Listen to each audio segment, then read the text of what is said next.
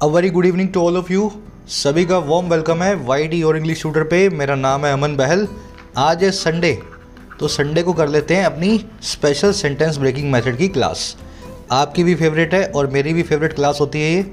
अब जो लोग नए हैं उनको बता दें इस क्लास में क्या करने वाले हैं। बहुत सारे स्टूडेंट्स की दिक्कत ये है कि सर हमारा मैथ्स और रीजनिंग बड़ा स्ट्रॉन्ग है, लेकिन इंग्लिश की वजह से नाव डूबी हुई है। इंग्लिश में समझ ही नहीं आता सेंटेंस बना कैसे हुआ है, कौन सा वर्ड पहले आएगा कौन सा बाद में आएगा, हमारे दिमाग में बैठता ही नहीं। और साथ में ग्रामर रूल आने के बावजूद एग्ज़ाम में हम नहीं लगा पाते हैं एसएससी बैंक के पेपर के अंदर। तो इसका रीज़न क्या है? आप इंग्लिश में लॉजिक नहीं समझ पा रहे हो सेंटेंस बनाने का, और इस लॉजिक को मैं आपके दिमाग में बिठाने की कोशिश करता हूँ इस क्लास में। कुछ सेंटेंसेज है उनको मैं ब्रेक करूँगा आपके सामने। हर सेंटेंस में कुछ एरर्स होंगी।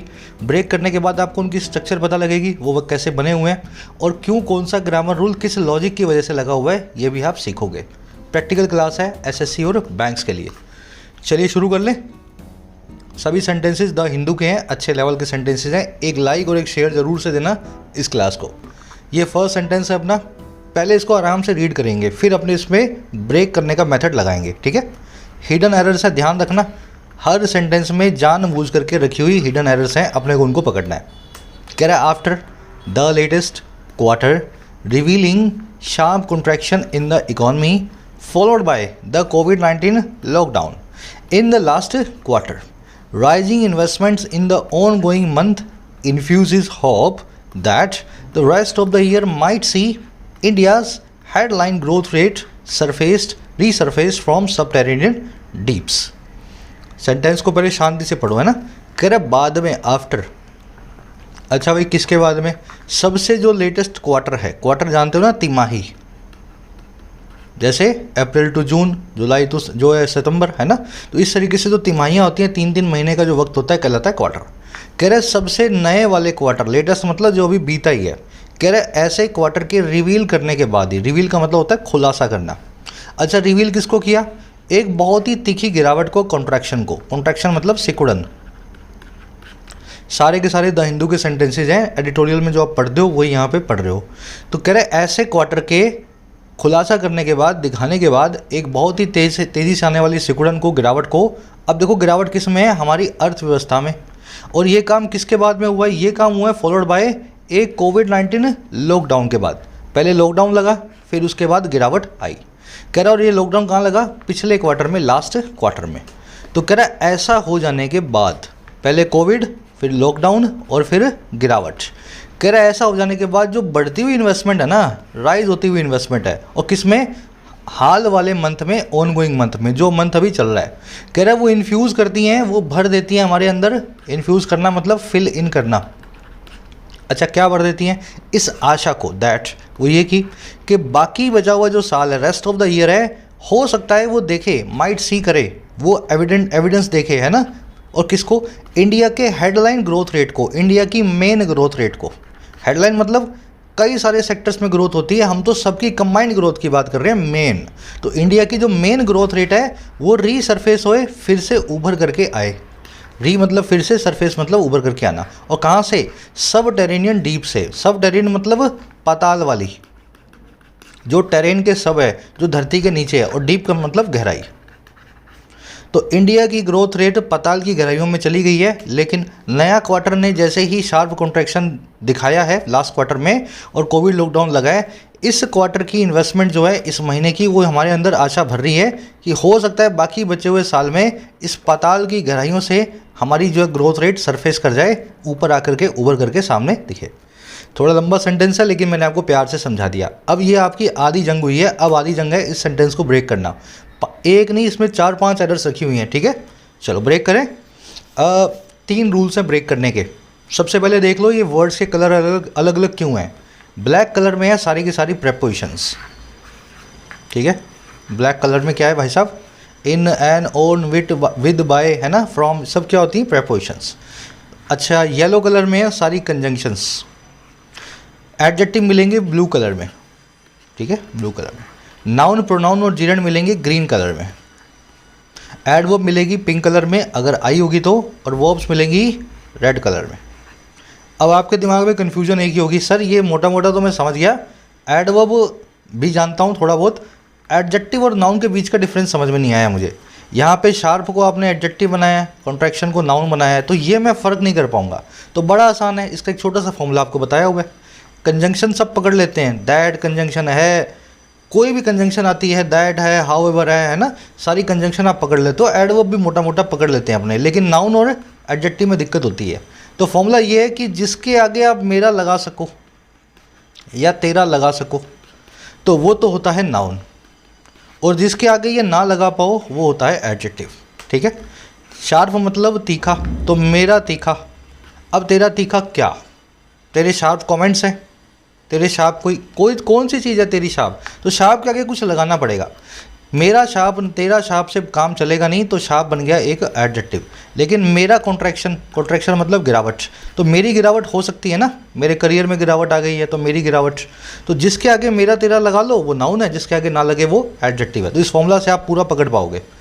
चलो अब ब्रेक करने के 3 रूल्स हैं। रूल नंबर 1, जितने भी ग्रीन कलर के आप देख रहे हो नाउन प्रोनाउन जिरेंट, इन्हीं में से कोई बनेगा सेंटेंस में एक सब्जेक्ट, और सेंटेंस में कम से कम एक सब्जेक्ट जरूर होगा। इस पूरे सेंटेंस में कम से कम एक सब्जेक्ट जरूर होगा, 5 भी हो सकते हैं, दिक्कत नहीं है, एक तो होना ही चाहिए। रूल नंबर 2, जितने सब्जेक्ट हैं कम से कम उतनी वर्ब्स जरूर होंगी। मान लो 5 सब्जेक्ट है तो 5 वर्ब्स तो होंगी, 15 भी हो सकती हैं। और रूल नंबर 3, जितनी भी प्रेपोजिशन है सबका एक ऑब्जेक्ट जरूर होगा। ऑब्जेक्ट कौन बनेगा, यही ग्रीन कलर वाला जो नाउन प्रोनाउन या जिरेंट होता है। तो हर प्रेपोजिशन को एक ऑब्जेक्ट आपको नाउन प्रोनाउन या जिरेंट देना है। इतना मामला क्लियर। अब इसको अपने करेंगे ब्रेक। चलो आ जाओ। आफ्टर क्या होती है, preposition. After, before, with, on, by, है ना, सब प्रेपोजिशंस हैं।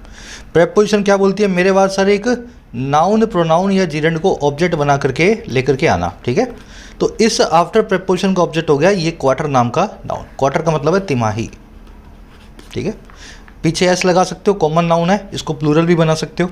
लेटेस्ट मतलब सबसे नया, द लगा हुआ है, सुपरलेटिव डिग्री है एडजेक्टिव की।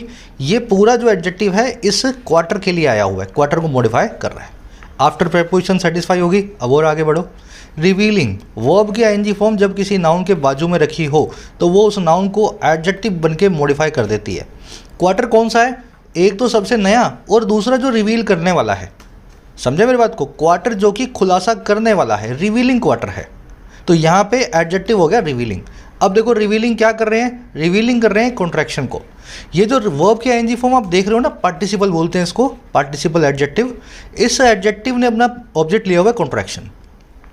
अब आप पूछोगे सर एडजेक्टिव कैसे कॉन्ट्रैक्शन ले लेता है, देखो है तो ये वर्ब ही। वर्ब किसी भी फॉर्म में आ जाए, चाहे पार्टिसिपल एडजेक्टिव बन के आ जाए, चाहे मेन वर्ब बन के आ जाए, चाहे जीरेंट बन के आ जाए, चाहे इन्फिनेटिव बन के आ जाए, अगर उस वर्ब से वट या हुम का कोई ऑब्जेक्ट रिप्लाई कर दे, कोई नाउन रिप्लाई कर दे, तो वो उस वर्ब का ऑब्जेक्ट बन जाता है। तो रिवील क्या किया, रिवील किया कॉन्ट्रैक्शन को, ये कॉन्ट्रैक्शन बन गया इस रिवीलिंग वर्ब का ऑब्जेक्ट। शार्प मतलब बहुत तीखा, बहुत तीखी गिरावट थी, शार्प ने कॉन्ट्रैक्शन को मॉडिफाई कर दिया। अब आगे बढ़ो। अभी तक ना सब्जेक्ट मिला है ना वर्ब मिली है, सिर्फ इतना ही पढ़ पाए हैं। और बढ़ो आगे। इन प्रेपोजिशन है, अब इसको ऑब्जेक्ट दो। ऑब्जेक्ट है इसका इकोनॉमी, एक कॉमन नाउन है, पीछे एस लगाओगे IES, तो ये प्लूरल भी बन जाएगा। अब और आगे बढ़ो। फॉलोड बाय, फॉलोड यहाँ पे एक एडजेक्टिव का काम कर रहा है। फॉलोड वर्ब की थर्ड फॉर्म है। वर्ब की आईएनजी फॉर्म जैसे पार्टिसिपल बनती है प्रेजेंट पार्टिसिपल, वर्ब की थर्ड फॉर्म बन जाती है पास्ट पार्टिसिपल। वो इकोनॉमी जो फॉलोड बाय हुई है। अब देखो बाय प्रेपोजिशन का ऑब्जेक्ट कौन है, कोविड-19 लॉकडाउन। कोविड-19 भी नाउन, लॉकडाउन भी नाउन, दो नाउन एक साथ आए हैं, कॉमन नाउन जो है कंपाउंड नाउन बना रहे हैं। ये कंपाउंड नाउन्स वो नाउन्स होते हैं जो सिंगुलर नाउन की तरह, सिंगल नाउन की तरह बिहेव करते हैं। ये कोविड-19 और लॉकडाउन जो है मिल गए हैं, इनका कंबाइंड एग्जिस्टेंस है। जैसे आपने स्पोर्ट्स और कार को मिला दिया, स्पोर्ट्स प्लस में कार को मिला दिया तो क्या बन गई स्पोर्ट्स कार। लेमन और टी को मिला दिया तो क्या बन गया लेमन टी। जैसे ही दो नाउन्स मिल रहे हैं, इनका कंबाइंड एग्जिस्टेंस है, ये कहलाएंगे कंपाउंड, जो है कंपाउंड नाउन।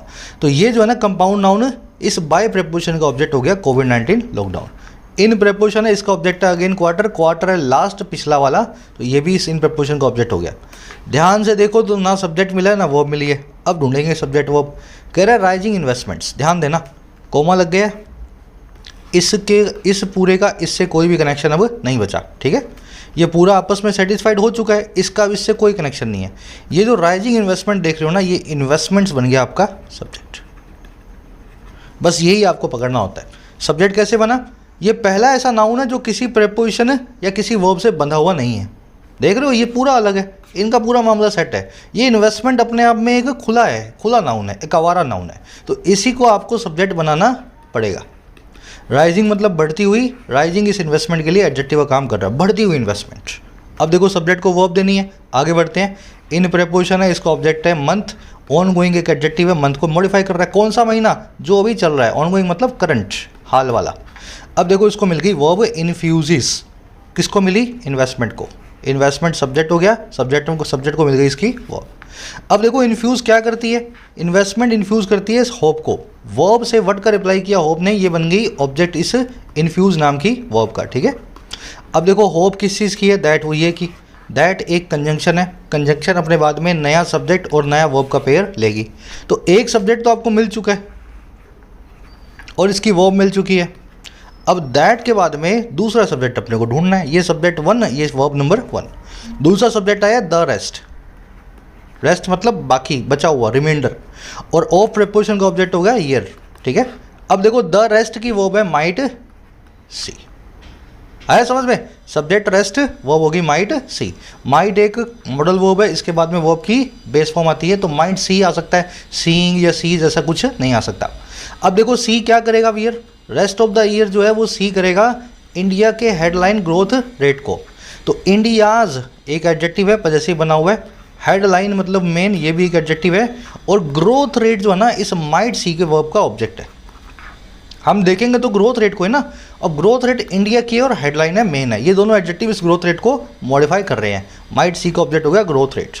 अब देखो ग्रोथ रेट कैसी, रीसरफेस होने वाली, रीसरफेस्ड एक एडजेक्टिव का काम कर रहा है, और कहाँ से, सबटेरेनियन डीप से। फ्रॉम प्रीपोजिशन का ऑब्जेक्ट हो गया डीप, सबटेरेनियन मतलब पाताल वाली, एक एडजेक्टिव का काम कर रहा है सबटेरेनियन। एक बार मैं रिपीट कर देता हूँ, थोड़ा आपको कॉम्प्लिकेटेड लग रहा होगा लेकिन है नहीं, है ना। चलो, आपका सब्जेक्ट है राइजिंग इन्वेस्टमेंट्स, सब्जेक्ट नंबर 1, और इसकी वर्ब है इन्फ्यूजिस, वर्ब नंबर 1। सबसे पहले आपको ये पकड़ना था। फिर दैट कंजंक्शन आई, उसके बाद नया सब्जेक्ट आया रेस्ट, और इसकी वर्ब आई माइट सी। बस इतना पकड़ लिया तो बाकी सब तो आपका मामला सेट है। आफ्टर प्रेपोजिशन है, इसका ऑब्जेक्ट है क्वार्टर।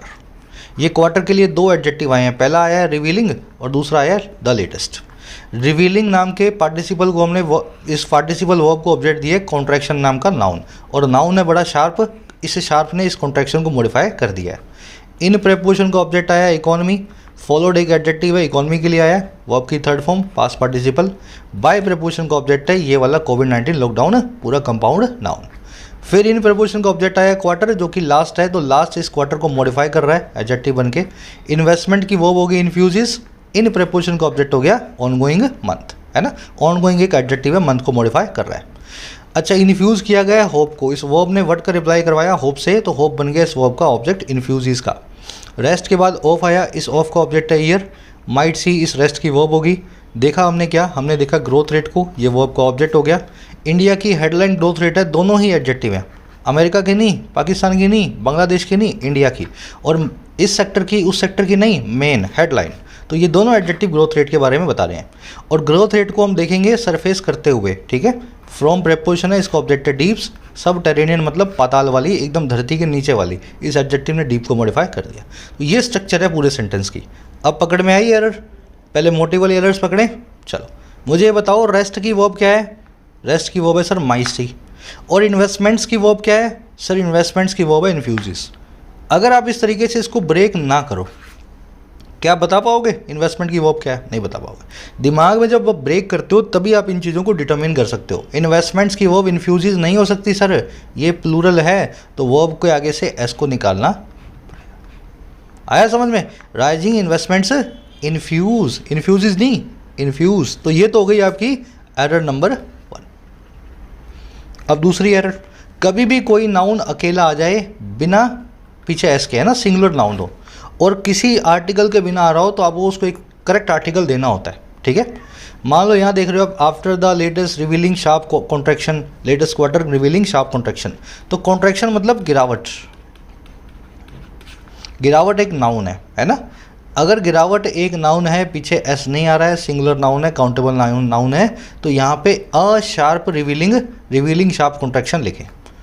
समझ गए, सिंगुलर नाउन को हमेशा एक आपको एडजेक्ट जो है एक आर्टिकल देना होता है, जैसे लिखा हो आपने I saw lion on the road, मैंने इस सड़क पे एक जो है शेर को देखा, तो गलत सेंटेंस है। कितने शेर देखे? एक शेर देखा, सिंगुलर है ना, तो इसके आगे लिखो ए या एन। लॉयन के हिसाब से एन नहीं आ सकता, आप यूज़ करेंगे ए को। I saw a lion on the road. We have car, हमारे पास कार है। कितनी कारें हैं भाई? कार तो एक है, तो एक कार के लिए वी हैव अ कार आपको लगाना पड़ेगा। या तो कार्स हों बहुत सारी हों, फिर अ को मत लगाओ। तो सिंगुलर नाउन हमेशा अपने पहले ए या एन को लेंगे, चेक करना पड़ेगा ए लगेगा या एन लगेगा। वैसे ही कॉन्ट्रैक्शन के लिए आपको अ कॉन्ट्रैक्शन यहाँ पे लिखना चाहिए। चलो और आगे बढ़ते हैं, और एरर को निकालते हैं। चलो अब थोड़ी अच्छे लेवल की है ना, अलग से आ जाओ। दो वर्ड्स हैं फॉलोइंग और फॉलोड बाय। देखो रटने को तो बहुत चीज़ें रटने वाली है ना, मैं आपको बता देता हूँ। फॉलोइंग का मतलब होता है आफ्टर, फॉलोड बाय का मतलब होता है बिफोर। आप रट भी लोगे, कल भूल जाओगे, फिर आपको पता नहीं लगेगा कौन सा कहाँ लगाया जाए। इसको समझो आप ध्यान से।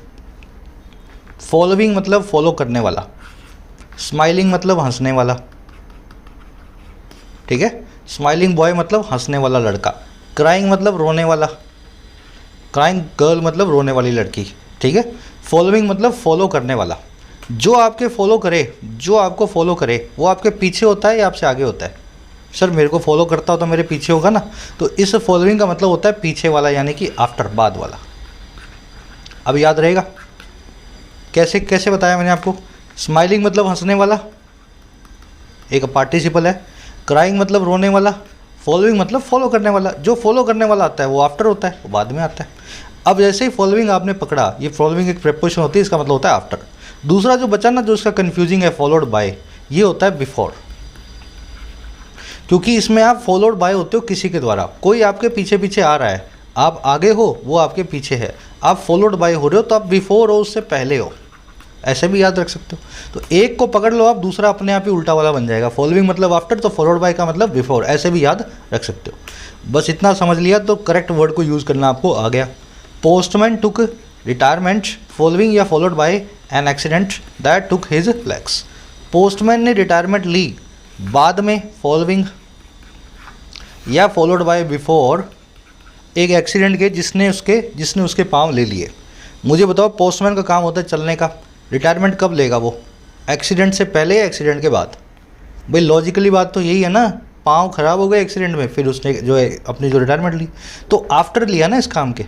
तो यहाँ पे फॉलोइंग एन एक्सीडेंट लिखो, ना कि फॉलोड बाय एन एक्सीडेंट, ये गलत है।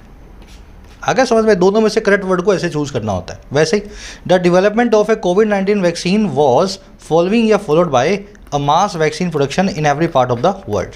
जो विकास था, डेवलपमेंट था कोविड-19 वैक्सीन का, वो फॉलोइंग था, वो बाद में था, या फॉलोड बाय बिफोर था। एक मास, एक बहुत बड़े लेवल पे मास वैक्सीन की प्रोडक्शन के दुनिया के हर हिस्से में। तो मुझे ये बता दो, पहले वैक्सीन का आविष्कार होगा, इन्वेंशन होगा, डेवलपमेंट होगा, या फिर पहले वैक्सीन का प्रोडक्शन होगा? सर पहले वैक्सीन को ईजाद करेंगे, फिर उसको प्रोड्यूस करेंगे। तो डेवलपमेंट जो है ना, वो बिफोर हो रहा है प्रोडक्शन के। मास प्रोडक्शन तब होगी जब पहले डेवलपमेंट करोगे। तो फॉलोइंग नहीं हो सकता यहाँ पे, ये फॉलोड बाय होगा। समझ गए मेरी बात को? तो development was followed by a मास जो है प्रोडक्शन। पहले डेवलपमेंट हुआ, फिर इसके बिफोर, ये है ना, मास प्रोडक्शन के बिफोर हुआ, इसके बाद में मास प्रोडक्शन हुआ। तो बस इस फॉर्मूला को आपको यहाँ अप्लाई करना है। थोड़ा मैं डिटेल में चला गया, लेकिन समझना पड़ेगा ना। वही बात है सर, मैथ समझ में आती, रीजनिंग समझ में नहीं आती, तो दे रहा हूँ रीजनिंग तुम्हें, अब समझ में आना चाहिए। अब ज़िंदगी भर इसको याद रखने की ज़रूरत ना पड़े आपको, फॉर्मूला बता दिया मैंने। अब मुझे बता दो यहाँ क्या लगेगा, फॉलोड बाय या फॉलोइंग? इकोनॉमी में शार्प कॉन्ट्रैक्शन आएगा कोविड-19 लॉकडाउन के पहले या बाद में? अब बोलोगे सर पहले भी आ सकता है, ठीक है, मान लिया पहले आए, लेकिन लॉजिकली मीनिंगफुल क्या बनता है? पहले लॉकडाउन लगे फिर कॉन्ट्रैक्शन आए, या पहले कॉन्ट्रैक्शन आ जाए फिर लॉकडाउन लगे? अरे पहले लॉकडाउन लगेगा भाई। तो ये काम पहले हुआ है और ये काम बाद में हुआ है। तो ये बाद में हुआ ना, तो यहाँ पे आफ्टर लिखें। आफ्टर का मतलब होता है फॉलोइंग, ठीक है, यहाँ लिखो फॉलोइंग। ये कॉन्ट्रैक्शन है फॉलोइंग द लॉकडाउन कोविड-19 वाला। तो ये थी आपकी एरर नंबर 2, थोड़ी एडवांस थी लेकिन अच्छी एरर थी। अब आ जाओ तीसरी एरर पकड़ लेते हैं। चलो आ जाओ नेक्स्ट कॉन्सेप्ट पे। 3-4 वर्ब्स हैं अपने पास, इनको कहते हैं हम वर्ब्स ऑफ परसेप्शन। परसेप्शन मतलब महसूस करने वाली, परसेप्ट करने वाली चीज़ों को। सी, लिसन, हियर और फील, ये 4 हैं सबसे इंपॉर्टेंट। सी मतलब देखना, लिसन मतलब सुनना ध्यान से, हियर मतलब बिना ध्यान के सुनना, फील का मतलब महसूस करना। इन वर्ब्स और परसेप्शन के बाद या तो वर्ब की बेस फॉर्म को देखेंगे या वर्ब की आईएनजी फॉर्म को देखेंगे। क्यों देखेंगे ये बाद में बताता हूँ, पहले देख लो एक काम क्या हो रहा है इन दोनों वर्ब से। अगर इनके बाद में वर्ब की बेस फॉर्म आ रही है तो आप पूरे एक्शन को, कंप्लीट एक्शन को ऑब्जर्व कर रहे हो, पूरा एक्शन देख रहे हो, लिसन कर रहे हो, हील कर रहे हो या फील कर रहे हो, है ना।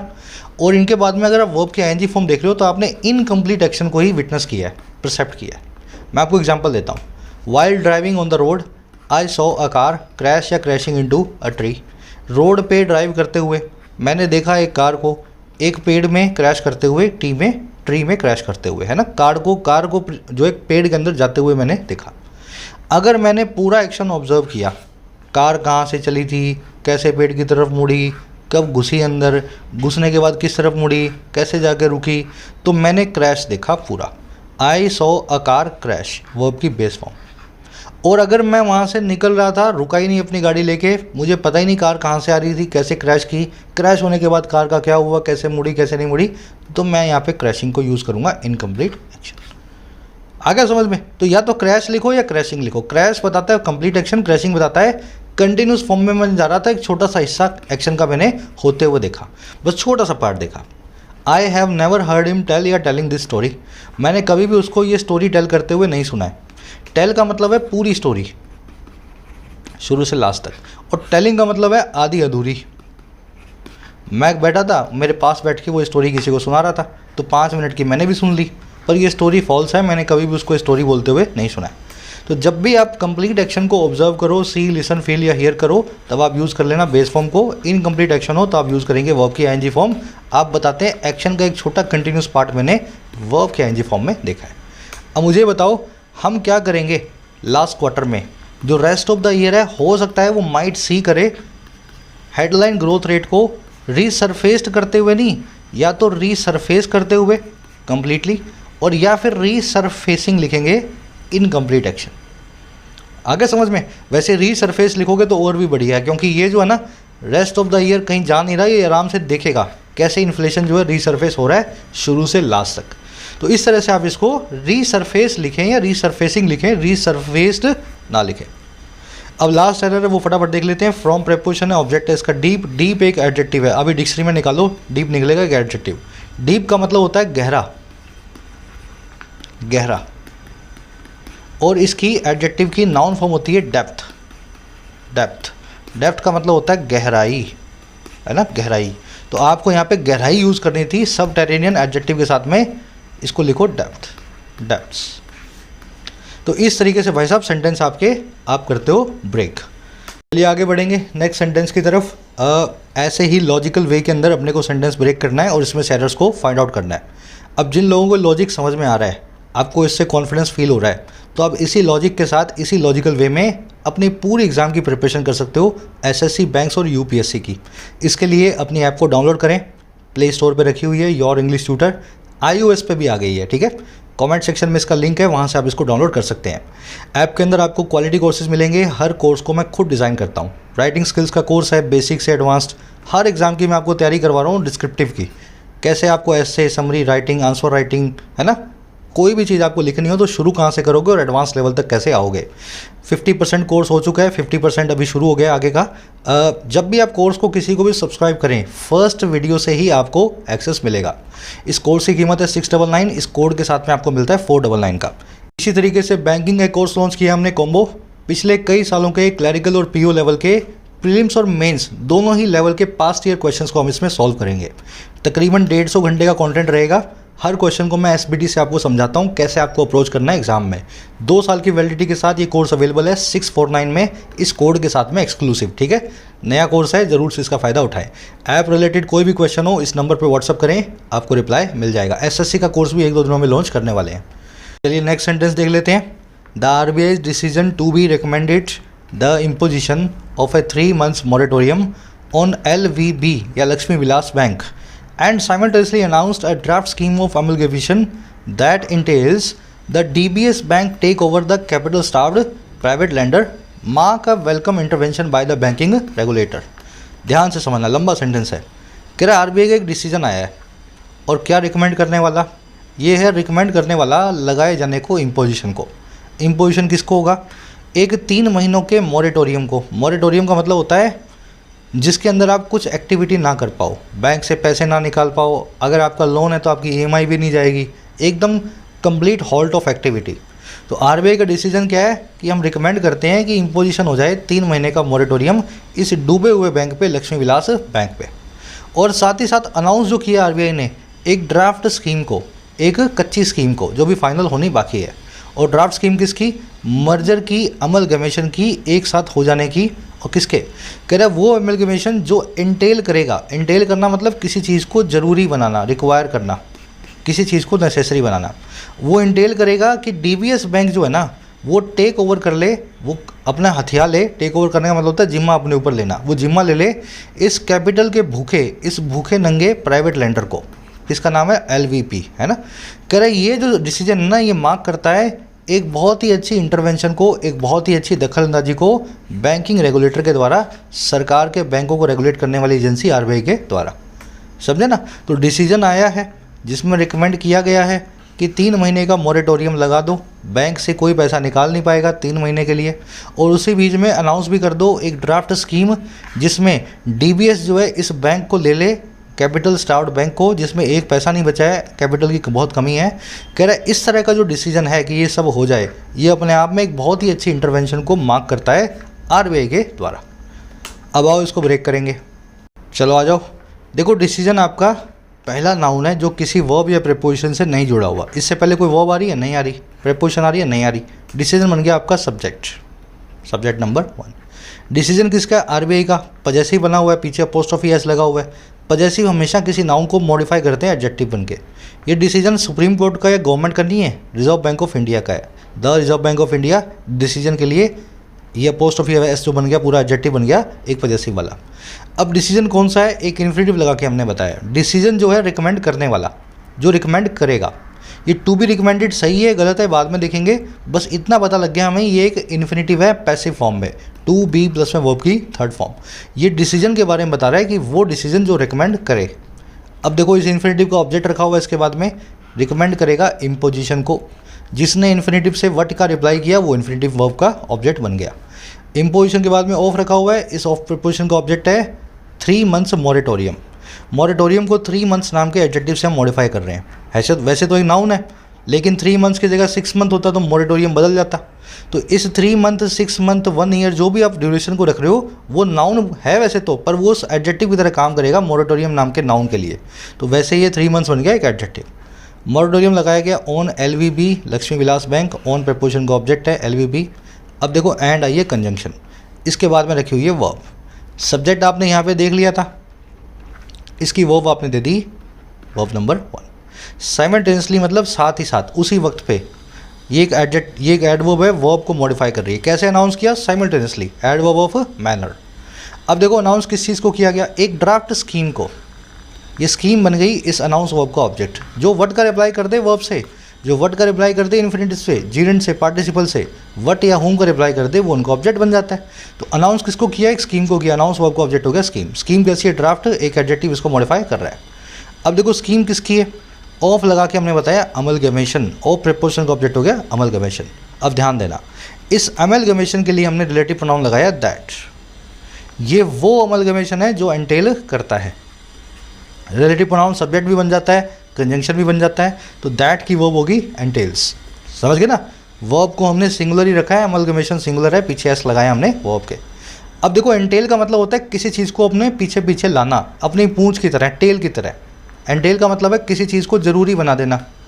आग लगेगी तो धुआं तो निकलेगा, है ना। तो आग जो है धुएं को एंटेल करती है, अपने फलस्वरूप इस काम को ज़रूरी बना देती है। तो ये अमलगमेशन भी अपने फलस्वरूप, अपने नतीजन एंटेल करेगा। अब देखो एंटेल क्या किया? दैट। ये दैट बीच में कंजंक्शन है जो हमने ओमिट की हुई है। इंग्लिश में अक्सर दैट कंजंक्शन इसका मतलब होता है की। उसने मुझे बताया की, है ना। तो की को हिंदी और इंग्लिश दोनों में ही हम ओमिट कर देते हैं। तो दैट कंजंक्शन रखी हुई है, बस लिखी नहीं हुई है। इसके बाद आया subject number 3 DBS bank. Intel ये किया कि डीबीएस बैंक टेक ओवर करे, वर्ब नंबर 3। अब देखो टेक ओवर किसको करे? जिम्मा किसका उठाए? कैपिटल स्टार्व्ड प्राइवेट लेंडर का। इस वर्ब का ऑब्जेक्ट है लेंडर। ये कैपिटल स्टार्व्ड मतलब भूखा कैपिटल का, स्टार्व मतलब भूखा, प्राइवेट मतलब निजी। दोनों एडजेक्टिव इस लेंडर को मॉडिफाई कर रहे हैं। अब देखो यहाँ पे लिखी हुई एक वर्ब मार्क, हमें नहीं पता ये किसकी वर्ब है। हो सकता है ये डीबीएस वर्ब बैंक की हो सकता है ये दैट की हो सकता है डिसीजन की हो। तीन तीन सब्जेक्ट आए हुए हैं, ठीक है। तो ये मार्क किसकी वर्ब है हमें समझ में नहीं आ रहा, पर इस मार्क वर्ब का ऑब्जेक्ट है इंटरवेंशन, और इंटरवेंशन है वेलकम, एक एडजेक्टिव है। बाय प्रिपोजिशन का ऑब्जेक्ट है बैंकिंग रेगुलेटर। सब्जेक्ट सेंटेंस थोड़ा सा हमने गलत बनाया हुआ है जानबूझ के, इसीलिए आपको थोड़ा कन्फ्यूजन हो रहा होगा ये वर्ब किसकी है ना। एक बार मैं रिपीट कर देता हूँ, फिर इसमें एरर्स को अपने फटाफट ढूंढेंगे। पहला सब्जेक्ट है डिसीजन, इसकी वर्ब है अनाउंस्ड। दूसरा सब्जेक्ट है इंटेल्स, इसकी वर्ब है सब्जेक्ट है दैट, वर्ब है इंटेल्स। दैट आया अमलगमेशन के लिए, ठीक है। तीसरा सब्जेक्ट है डीबीएस बैंक और इसकी वर्ब है टेक ओवर। फिर एक वर्ब बची है मार्क, ये हमें समझ नहीं आ रही है किसकी वर्ब है। बाकी चीज़ें आपने देख ली है, ये पूरा का पूरा इन्फिनिटिव है। डिसीजन के बारे में बता रहा है, वो डिसीजन जो रिकमेंड करेगा। इस इन्फिनिटिव का ऑब्जेक्ट है इम्पोजिशन, ऑफ प्रिपोजिशन का ऑब्जेक्ट है मॉरेटोरियम, मॉरेटोरियम है 3 महीने का। ऑन प्रिपोजिशन का ऑब्जेक्ट है एलवीबी बैंक, एंड कंजंक्शन आई हुई है। साइमल्टेनियसली एक एडवर्ब है। अनाउंस करने के बारे में बता रही है, कैसे अनाउंस किया, उसी वक्त अनाउंस किया। अनाउंस किसको किया, एक स्कीम को। इस अनाउंस नाम की वर्ब का ऑब्जेक्ट हो गया स्कीम, स्कीम है कच्ची ड्राफ्ट। ऑफ प्रिपोजिशन का ऑब्जेक्ट हो गया अमलगमेशन। टेक ओवर वर्ब का ऑब्जेक्ट हो गया capital staffed lender, capital staffed adjective, private भी एडजेक्टिव। लेंडर को बता रहे हैं दोनों के दोनों। और ये जो है ना मार्क करता है एक इंटरवेंशन को, मार्क वर्ब का ऑब्जेक्ट हो गया इंटरवेंशन, वेलकम हो गया एक एडजेक्टिव। बाय प्रिपोजिशन का ऑब्जेक्ट है बैंकिंग रेगुलेटर। अब ढूंढे इसमें एरर्स। देखो सबसे पहली एरर ये है, डिसीजन की वर्ब ये हो ही नहीं सकती। क्यों नहीं हो सकती, सब्जेक्ट और वर्ब के बीच में एंड क्यों आएगा। अरे भाई एंड लगाया जाता है किसी दो चीज़ों को जोड़ने के लिए जो एक जैसी हों, दो वर्ब्स को मिलाना हो, दो क्लोजेस को मिलाना हो, दो सब्जेक्ट्स को मिलाना हो, समझ गए, दो एडजेक्टिव को मिलाना हो, दो एडवर्ब को मिलाना हो। अगर सब्जेक्ट और वर्ब के बीच में एंड आ रहा है तो ये वर्ब है ही नहीं इसकी। अगर ये इसकी वर्ब नहीं है तो ये इसकी वर्ब है। भाई मार्क को अपने को सब्जेक्ट नहीं दे पा रहे थे, एंड कंजंक्शन बीच में लग जाने से पता लगा कि ये इसकी वर्ब नहीं है, ये कुछ और चीज़ है। अभी आप अपने आगे डिसाइड करेंगे, ठीक है। ये एंड किसी और चीज़ के लिए आया है और इससे कनेक्ट हो रहा है, लेकिन डिसीजन की वर्ब बन गई है मार्क। अब डिसीजन की वर्ब मार्क बन नहीं सकती, डिसीजन सिंगुलर है तो वर्ब भी सिंगुलर होगी, यहाँ लिखोगे मार्क्स। एरर नंबर 1 समझ गए इतना। चलो एरर नंबर 2 ढूंढें। अब इसको अपने सॉर्ट आउट करते हैं। यहाँ पे डिसीजन आया है पहला तो टू बी रिकमेंडेड होने का, ठीक है, और दूसरा अनाउंस करने का। समझे मेरी बात को, ये अनाउंस गलत है यहाँ पे। या तो अनाउंस लिख दो आप, चलो अनाउंस लिख दो आप। जैसे यहाँ पे टू बी रिकमेंडेड है तो यहाँ भी समझ लो टू बी अनाउंस्ड। समझ गए ना। डिसीजन दो टाइप का है, एक तो रिकमेंड होने वाला, एक अनाउंस करने वाला। एंड कंजंक्शन से दोनों के दोनों जो इन्फिनिटिव को हमने जोड़ा हुआ है। टू बी हमने यहाँ लिखा हुआ है, इसलिए दूसरी बार टू बी यहाँ पे अंडरस्टूड है, हम फिर से नहीं लिख रहे हैं। टू बी रिकमेंडेड और टू बी अनाउंस्ड। आ गया समझ में। तो अनाउंस्ड एक इन्फिनिटिव है, पैसिव इन्फिनिटिव, जैसे यहाँ रखा हुआ है वैसे यहाँ भी रखा हुआ है, और एंड से दोनों जुड़ गए हैं, इसलिए डिसीजन की वर्ब बनी है मार्क। दूसरी एरर देखो इसमें क्या है। देखो ये टू बी रिकमेंडेड ही अपने आप में गलत है। क्यों गलत है इसको डिटेल में देख लेते हैं। इन्फिनिटिव दो तरह का होता है, टू प्लस में बेस फॉर्म जिसको बोलते हैं active infinitive. I want to go, she wants to play, they want to sleep, है ना, जिसमें सब्जेक्ट ही एक्टर होता है। इन्फिनिटिव का जो सब्जेक्ट होता है वही एक्शन को परफॉर्म कर रहा होता है इन्फिनिटिव में, जिस वर्ब को। आई वॉन्ट टू प्ले तो मैं खेलना चाहता हूँ, शी वॉन्ट्स टू गो तो मतलब वो जाना चाहती है। समझ गए ना, सब्जेक्ट ही एक्टर होता है, सब्जेक्ट ही जाने वाला है, खेलने का काम करेगा। लेकिन पैसिव बनाना पड़ेगा कभी कभी इन्फिनिटिव को, जब सब्जेक्ट एक्शन को रिसीव करे। और पैसिव फॉर्म इन्फिनिटिव की होती है टू बी प्लस में V3, जैसे इस केस में आप यहाँ पे देख रहे हो। बस ध्यान ये रखना कि जब भी पैसिव बना रहे हो तब सब्जेक्ट एक्टर बन जाएगा, रिसीवर बन जाएगा, एक्शन का एक्टर नहीं रहेगा। मैं आपको इसको प्रैक्टिकली बताता हूँ। The student lied to his teacher as he didn't want to punish. Student अपने टीचर को झूठ बोला क्योंकि वो नहीं चाहता था पनिश करना। स्टूडेंट ने टीचर को झूठ बोला क्योंकि वो टीचर को सज़ा नहीं देना चाहता था। टू पनिश क्या है यहाँ पे, टू पनिश है एक इन्फिनिटिव। क्यों यहाँ पे सज़ा देगा, क्योंकि ही जो ना, ही जो सब्जेक्ट है स्टूडेंट, वही इस पनिश नाम के इन्फिनिटिव का, इन्फिनिटिव एक्टिव है तो उसका एक्टर होगा। पर सेंटेंस हो गया मीनिंगफुली गलत। स्टूडेंट ने इसलिए झूठ बोला क्योंकि वो सज़ा नहीं पाना चाहता था, सज़ा को रिसीव नहीं करना चाहता था। अगर इन्फिनिटिव को एक्टिव लगा रहे हो तो इसका मतलब है ही सज़ा देगा। अगर इसको पैसिव लगा रहे हो तो इसका मतलब है स्टूडेंट को सज़ा मिलेगी। तो वो नहीं चाहता था कि मुझे सज़ा मिले, तो यहाँ पे टू पनिश गलत है। आप यहाँ लिखें टू प्लस में बी प्लस में वर्ब की थर्ड फॉर्म पनिश्ड। आ गया समझ में? अगर काम करवाना है एक्टर से तब तो लगा दो एक्टिव, अगर एक्टर के ऊपर काम किया जाना चाहिए तब लगा दो टू बी पनिश्ड, यानी कि passive. The government implemented the Atal pension Yojana to be elevated poverty among BPL families. सरकार ने इम्प्लीमेंट किया अटल पेंशन योजना को एलिविएट करने के लिए, कम करने के लिए, नरम बनाने के लिए गरीबी को बीपीएल परिवारों में, बिफोर पॉवर्टी लाइन परिवारों में। भाई सरकार ने क्यों अनाउंस किया, क्यों इम्प्लीमेंट किया? ताकि गरीबी को एलिविएट करे, या सरकार खुद एलिविएट हो? नहीं सर, सरकार तो एलिवेट करेगी। गवर्नमेंट जो कि सेंटेंस का सब्जेक्ट है वही इस इन्फिनेटिव का सब्जेक्ट है। इन्फिनेटिव को साहब आपने पैसिव में बनाया है, इसका मतलब है सरकार खुद नरम होने वाली है। सरकार नरम नहीं होगी, सरकार नरमाई लाएगी, एलिविएट करेगी, पैसिव नहीं। इसको एक्टिव में बनाओ। यहाँ लिखो टू, इसके बाद में से बी निकाल दो और यहाँ लिखो टू एलिविएट। आगे समझ में? इन्फिनेटिव का सब्जेक्ट पकड़ लो और देख लो वो एक्टर है या एक्शन का रिसीवर है। अगर एक्टर है तो एक्टिव, रिसीवर है तो passive. The tournament has several prizes to win. Tournament के पास बहुत सारे प्राइसेस हैं विन करने के लिए। प्राइसेस के लिए एडजेक्टिव आया टू विन, वो वाले प्राइसेस जो जीते जाएंगे। अब ये बताओ क्या प्राइसेस जीतेगा या प्राइसेस जीते जाएंगे? भाई प्राइसेस तो जीते जाएंगे, तो has several prizes to be won. समझ गए मेरी बात को? प्राइसेस कौन से हैं जो जीते जाएंगे? प्राइस किसी को थोड़ा ना जीतेगा, प्राइस को जीता जाएगा। ये एडजेक्टिव इस प्राइसेस के बारे में बता रहा है, तो टू बी वन होना चाहिए, जिनको जीता जाएगा। अगर इस फॉर्मूला को यहाँ लगाएं, डिसीजन रिकमेंड करने वाला है या रिकमेंड होने वाला है? सर आपने पैसिव लगा दिया यहाँ, इसका मतलब है डिसीजन रिकमेंड होगा। डिसीजन रिकमेंड नहीं होगा, डिसीजन तो रिकमेंड करेगा एक इम्पोजिशन को। तो टू बी रिकमेंडेड ना लगाएं, आप यहाँ लिखाएं टू रिकमेंड। और इसी तरीके से डिसीजन जो है अनाउंस करेगा, आप यहाँ लिखें टू अनाउंस। ये टू यहाँ पे अंडरस्टूड है, दूसरी बार लिखने की ज़रूरत नहीं है। समझ गए ना? इस बी को निकाल दो, पीछे ईडी को निकाल दो, यहाँ पे टू रखा हुआ है, अंडरस्टूड है, इस पीछे वाले ईडी को निकाल दो, टू अनाउंस। तो ये थी आपकी दूसरी एरर। अब आ जाओ तीसरी एरर, लास्ट एरर है। जब भी नाउन्स एडजेक्टिव बने उनको सिंगुलर रखें और बीच में हाइफन लगा के हाइफनेटेड एडजेक्टिव बनाएं। एग्जाम्पल से, she found a 20 rupees note on the road. उसको रोड पे एक 20 रुपये का नोट मिला। उसको क्या मिला? वर्ब का ऑब्जेक्ट है नोट, नोट मिला। ये 20 रुपीज़ इस नोट के बारे में बताने वाला एक नाउन है। नोट 50 रुपये का भी हो सकता था, नोट 1 रुपये का भी हो सकता था, यहाँ है 20 रुपीज़ का। तो ये जो नाउन एडजेक्टिव का काम कर रहा है नोट के लिए, ये एक हाइफनेटेड नाउन होना चाहिए, हाइफनेटेड एडजेक्टिव। इसको सबसे पहले आप सिंगुलर बनाएंगे। आपको पता लगा ये एडजेक्टिव है तो पीछे का एस निकाल दो, और आपके रीडर को आप इस चीज़ का इंडिकेशन देने के लिए बीच में हाइफन भी लगा दो। तो she found a 20 rupee note on the road. समझ गए ना? 20 रुपीज़ नहीं, 20 रुपी। अब आप अगले वाले को देखो, 20 रुपी वाज या were found on the road. 20 रुपये रोड पे पाए गए। अब यहाँ पे 20 रुपी कोई एडजेक्टिव का काम नहीं कर रहा, इसके आगे नोट नाम का नाउन नहीं लगा हुआ, ये खुद ही एक नाउन है। अब ये एडजेक्टिव नहीं है तो बीच में हाइफन वाइफन मत लगाओ, 20 के साथ में रुपीज़ लिखोगे, ठीक है? 20 रुपीज़ वॉज या were found on the road. ये वॉज और वर में से क्या चूज़ करना है मैं आपको भी बता दूंगा, ठीक है? पहले कॉन्सेप्ट समझ लो। यहाँ पे एस निकाला जाना था क्योंकि नोट नाम का नाउन रखा था, ये एडजेक्टिव है तो 20 रुपये लिख दिया। लेकिन यहाँ पे इसके बाद में नाउन नहीं है, ये खुद ही नाउन है, एडजेक्टिव नहीं है। अब इसका हाइफन निकालो और पीछे एस लगा दो।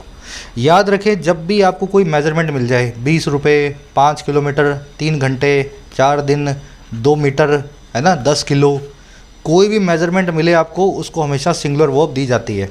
तो 20 रुपीज़, लेकिन वर्ब आएगी वॉज ना कि वर।